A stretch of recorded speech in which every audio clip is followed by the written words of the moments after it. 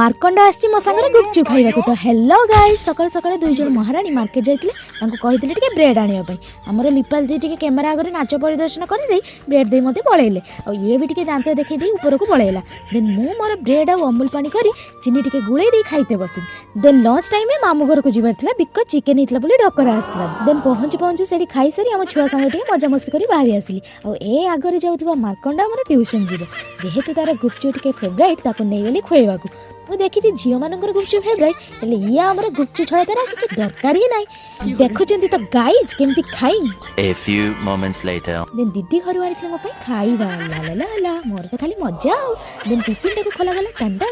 Wow pasta मु लुभ संभाली न पारी खाइते बसिन एते सब तो खाइ हेबनी सकाळे जो दुई महाराणी थिले समान को पई भी आस्तिला देन तांको डकाला खाइबा को देन राति रे आज हमर मील हेतिला संतुला को रोटी आ घर दीदी अंडा सिझा आनी थिले बस खाइबा को बस गेले देन आमे खाउची तो खाउची सॉरी ना बस दैट्स एवरीथिंग फॉर टुडे रहिली टाटा बाय बाय जय जगन्नाथ।